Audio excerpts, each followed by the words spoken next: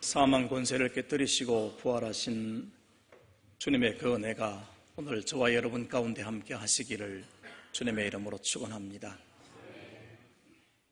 여러분은 주님의 부활을 믿으십니까?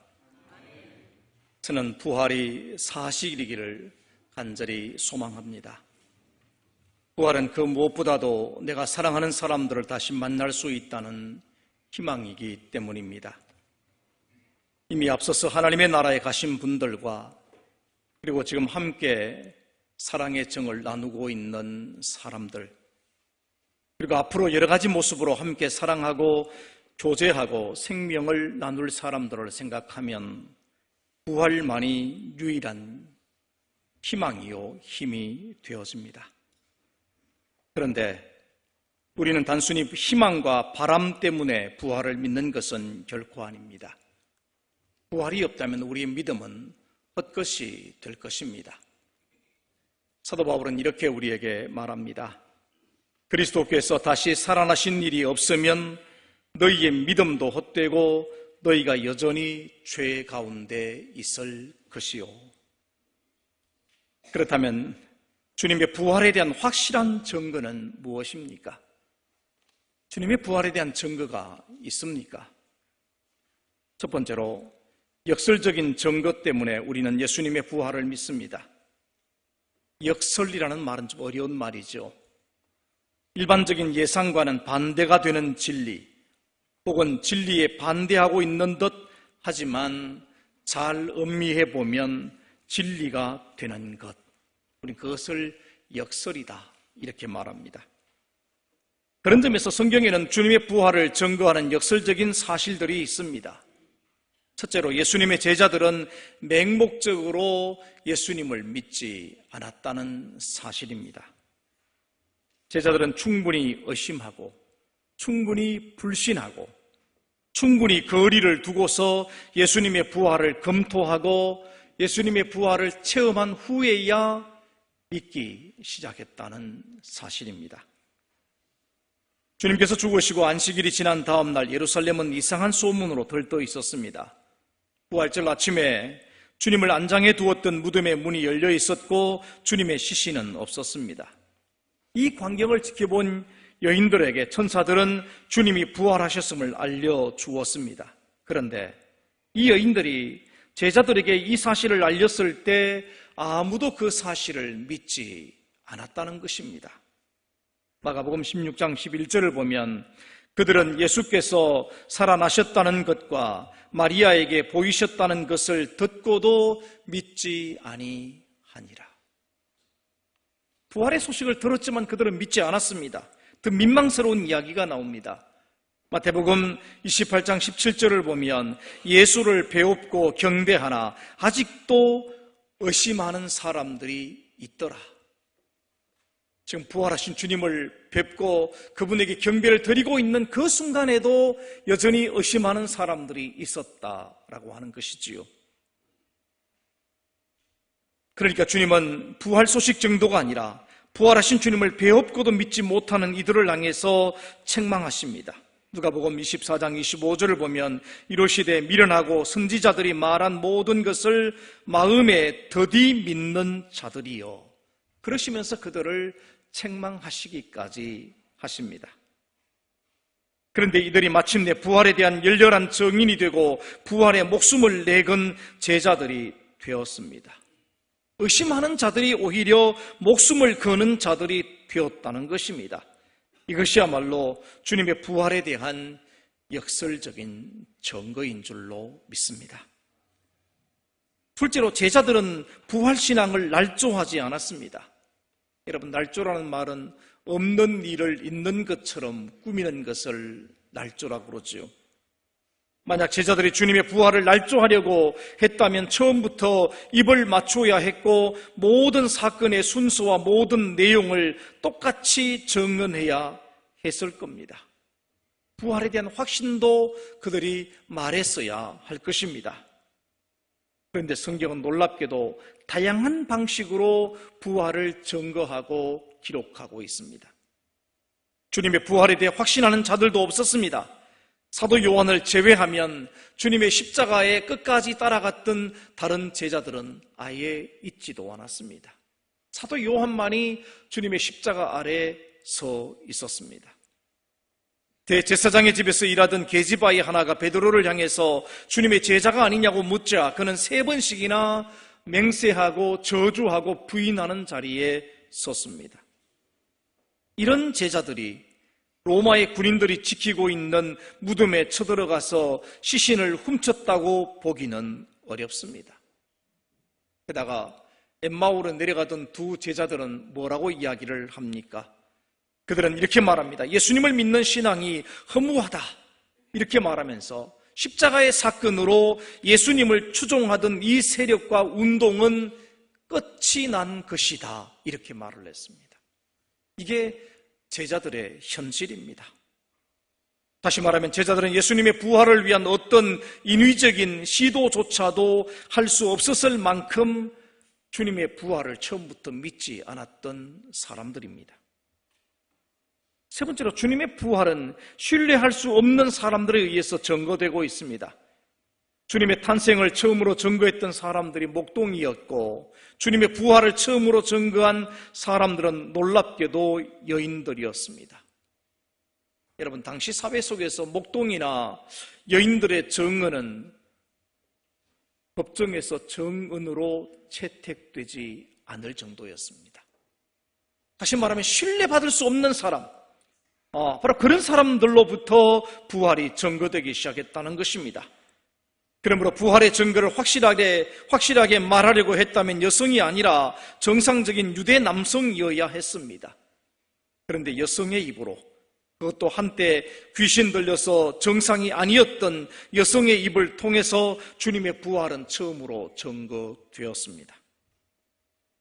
만일 주님의 부활을 거짓으로 증거하려고 했다면 좀 더 신뢰성이 있는 사람을 통해서 부활을 증거했을 것입니다. 그러나 부활의 정의는 위대한 사람을 필요하지 않았습니다. 다만 예수님을 만난 사람, 예수님을 만나서 변화된 사람이면 족한 것입니다. 그리고 그 이후에도 주님의 부활 사건은 좀 더 완벽한 시나리오로 수정되지 않았습니다. 처음에 증거된 그대로 각 복음서는 자신들이 들은 대로 그대로 우리에게 전해주고 있습니다. 우리는 바로 이 같은 부활에 대한 역설적인 증거가 너무도 분명하기 때문에 예수님의 부활을 믿습니다. 두 번째로 역사적 사실 때문에 예수님의 부활을 믿습니다. 오늘 본문인 사도행전 1장 3절은 이렇게 말씀을 합니다.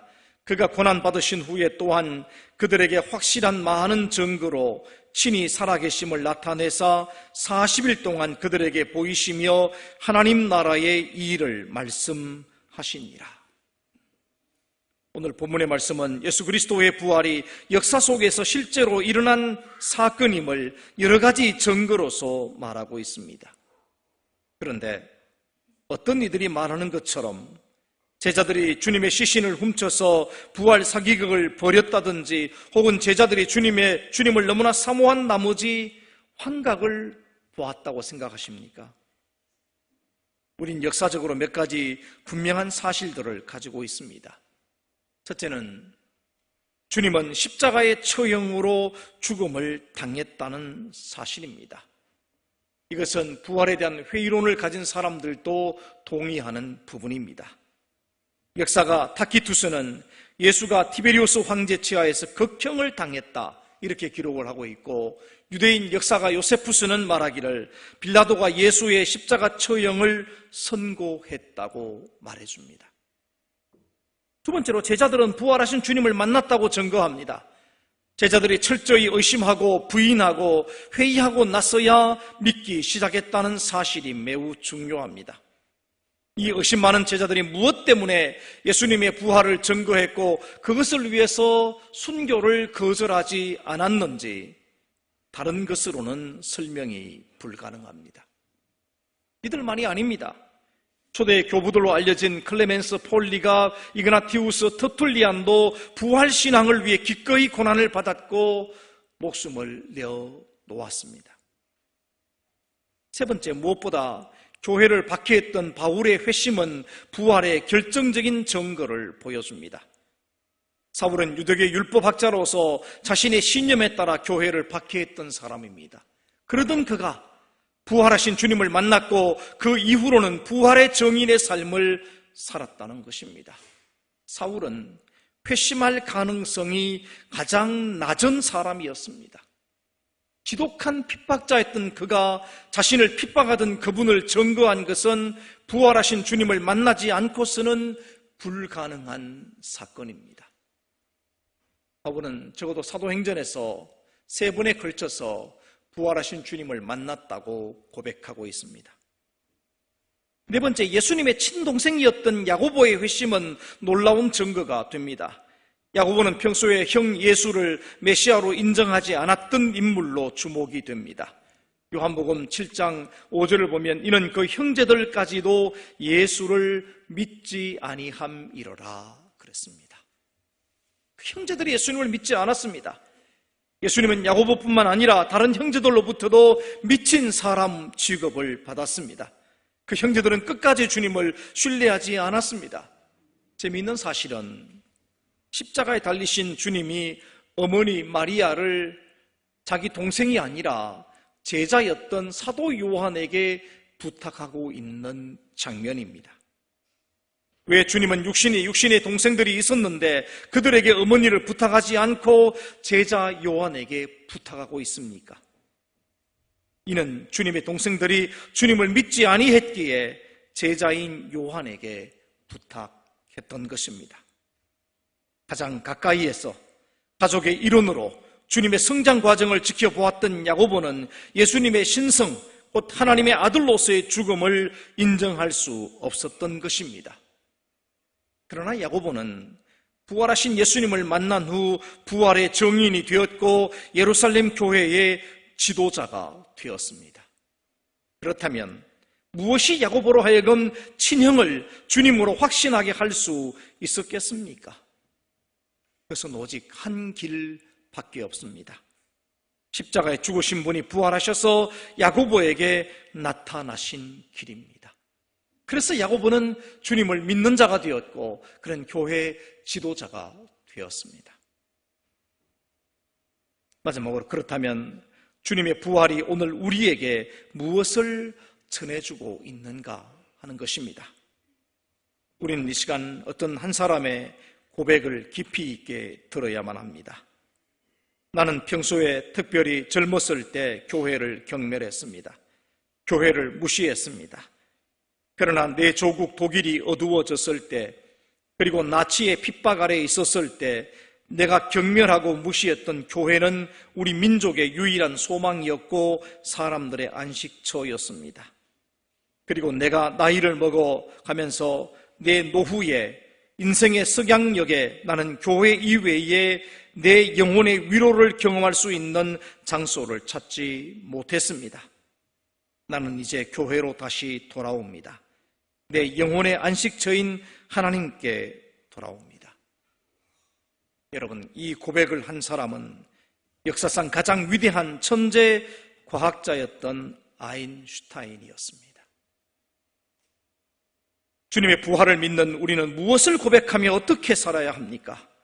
우리는 먼저 동방의 박사들이 탄생하신 아기 예수님을 찾아와서 엎드려 경배하며 예물을 드린 것처럼 우린 참된 경배자로 살아야 합니다.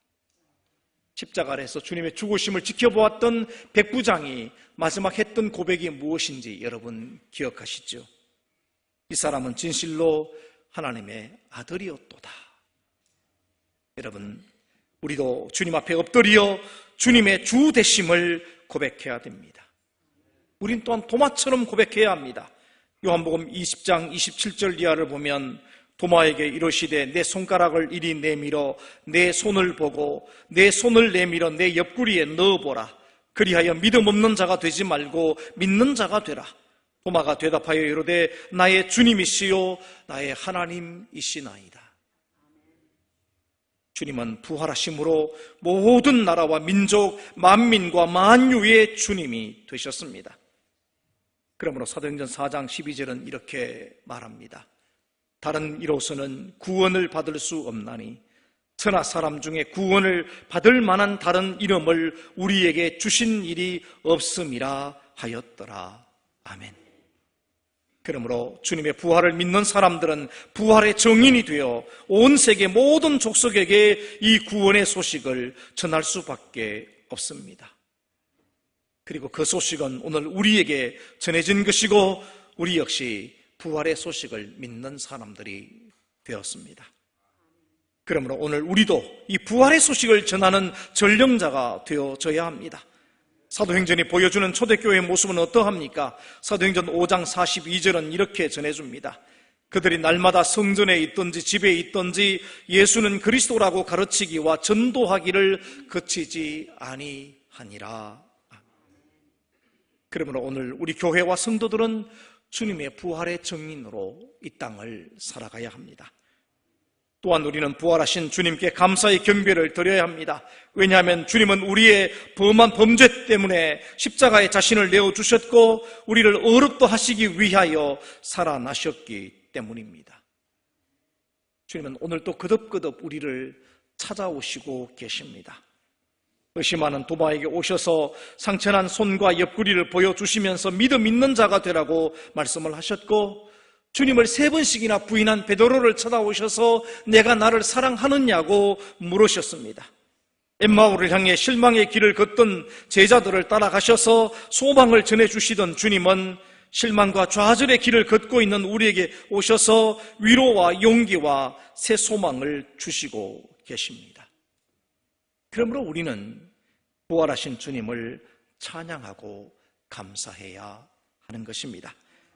오늘 우리는 부활과 그 후에 있을 영원한 나라에 대한 믿음으로 살아가야 합니다.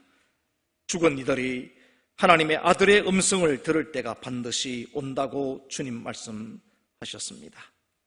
부활하신 예수님을 여러분의 주님과 그리스도로 모시기를 바랍니다. 그리고 주님을 경배하십시오. 주님의 부활하심을 가슴에 품고 믿음으로 살아감으로써 주님의 부활에 참여하는 소망 있는 거룩한 백성들이 되시기를 주님의 이름으로 축원합니다. 기도합니다.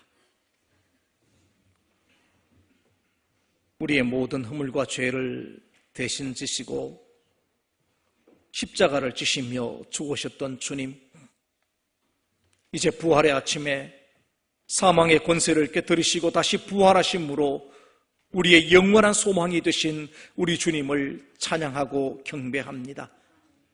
오늘 주님의 부활을 소망하고 또 주님의 부활을 기다리는 주의 모든 백성들의 마음속에 이 부활의 소망이 저들의 소망이 될 수 있도록 은혜를 더하여 주옵소서. 주님의 부활의 놀라운 그 은혜를 믿는 자들마다 부활의 증인으로 이 땅을 살아갈 수 있도록 축복하여 주옵소서. 예수님의 이름으로 기도하옵나이다. 아멘.